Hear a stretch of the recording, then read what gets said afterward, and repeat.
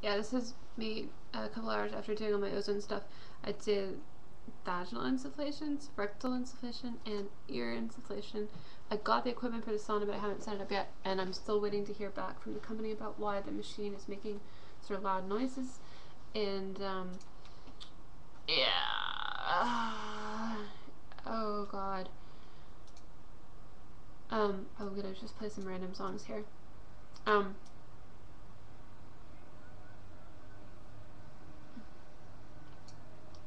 so what I'm going to say is the reason I'm making this particular video is because I just feel so weird, and I just been like trying to like reach any of my friends and just talk to a friend, and because I feel like I just don't want to be alone like this. I feel like it's the way you don't want to be alone if you're taking hallucinogens or something. And let me put this in. So oh god, it just feels really intense. Like I feel like I've just gone to like the hospital or gone to the ER, or that kind of feeling where you come out and you're like, I can't do anything the rest of the day. I'm just kind of gonna exist, and that's all I'm gonna do. So it's like a major body change. Because I think what it changes, it kills a lot of bacteria and viruses, and it also stimulates your immune system somehow, and it changes your blood pH and everything. It oxygenates your body, and it also detoxifies you and does like gets rid of metals and toxins and stuff. So I feel like everything has changed all of a sudden, and like maybe my mind is having trouble keeping up with it or keeping up with the change. And I also just feel kind of like dazed, and I also just feel not really in pain, but everything just feels like a little bit tender, like if you have a cold or something. I feel a little bit nauseous. You know, maybe I did quite a bit of it on one day, but not actually that much. I don't know.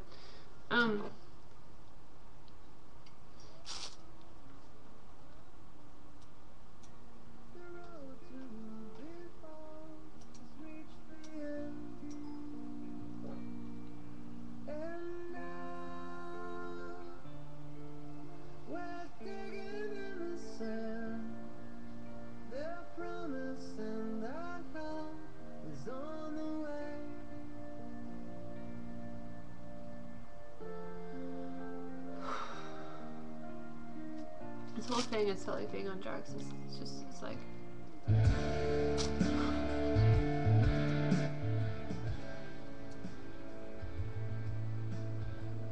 And there's this sort of like, you find like you freeze up when your reality is changing a lot, or when you're like, gosh, where is my normal reality?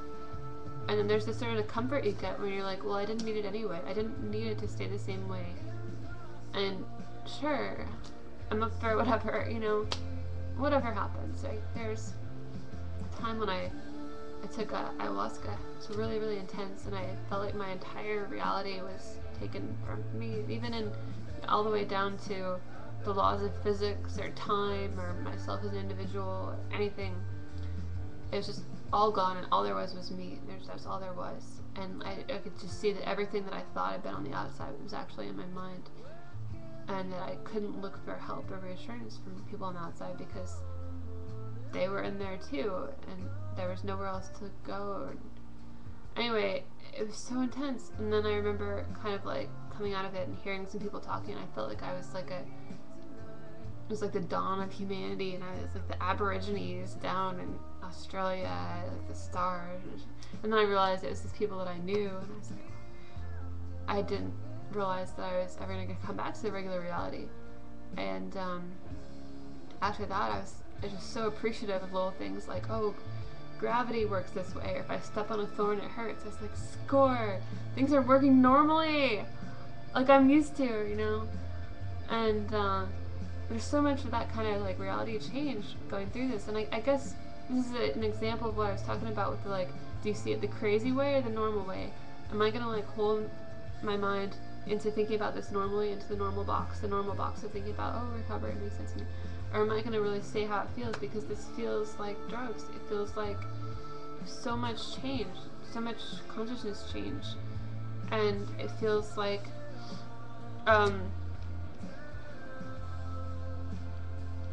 it's just been a very intense, the whole thing has been so much change in consciousness, and you know, I don't even have like a set identity or personality or way that my consciousness feels or anything, you know.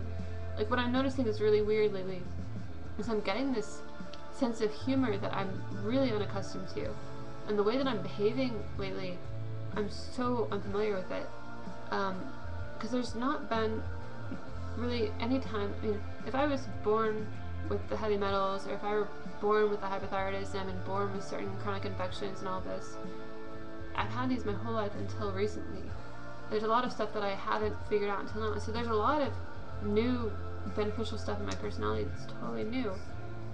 Like, I'll watch some of the videos of myself talking the past couple of days, and I look like another person, you know, that look that other people always have, but I never had, you know. Or, and also, I mean, I'm sure that people who watch these Lyme videos, you'll see, the Lyme look, the way that everybody with Lyme looks when they're talking. We look sort of like oppressed and like, in pain and, uncomfortable, and like, it's kind of a chore, you know, it's kind of difficult. And you can almost like diagnose people like this.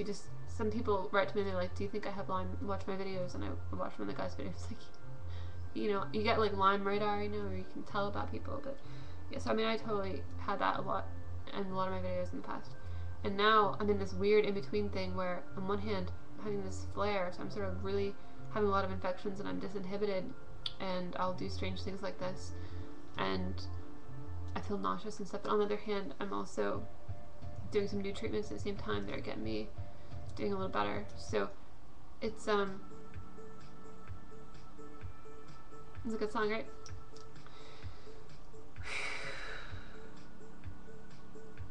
I have this big thing, basically an OCD obsession about not taking people's time, and I mean, I guess it's like I feel bad taking people's time by making long videos, because I'm like, oh, people might make a mistake and watch the whole video when frankly, I just skip through people's videos if it's boring, you know. I don't even watch the whole thing, you know. But it's not.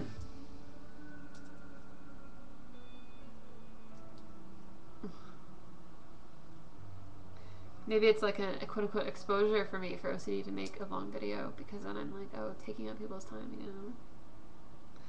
Because I guess, you know, maybe taking people's time is a really big deal to me, because like I am so like efficient. I get so much done with my time, usually.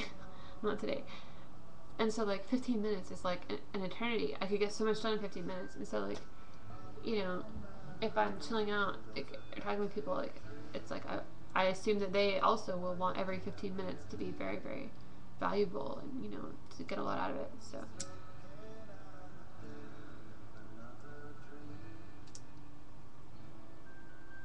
I'm working hard on the OCD treatment. It's scary and weird and uncomfortable, because it's like there's like this OCD mind that I can be in, where I'm very worried about stuff.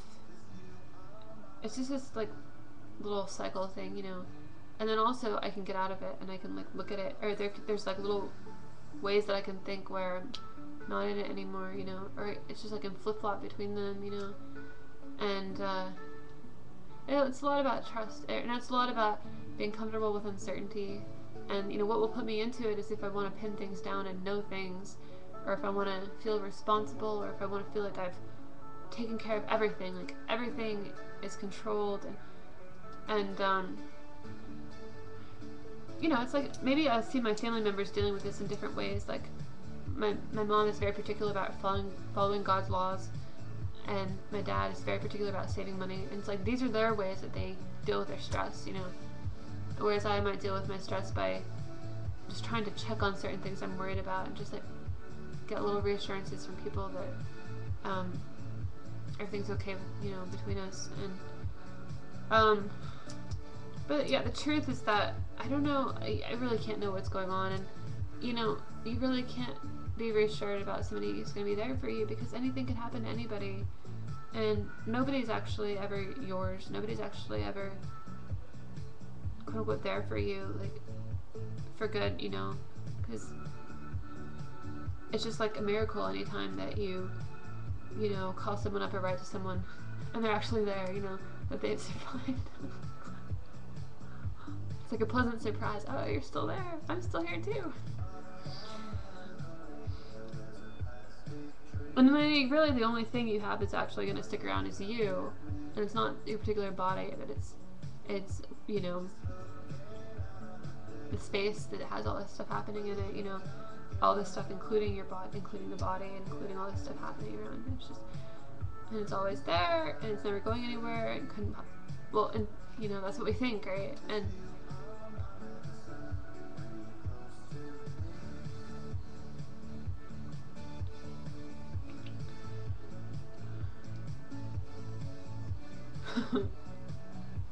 it's all so simple, and it's all so like okay, and it's like it's this feeling of just like time.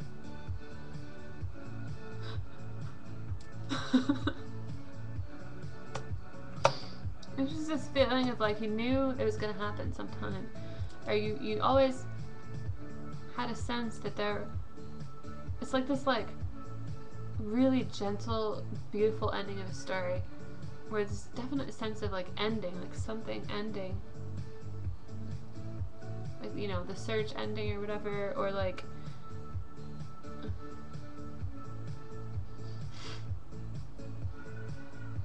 makes you think of like fairy tales where it's like happily ever after or something. It's like something like that, where it's this like this feeling of eternity, and eternity is like a location rather than a time, you know. I don't know. It's my mom.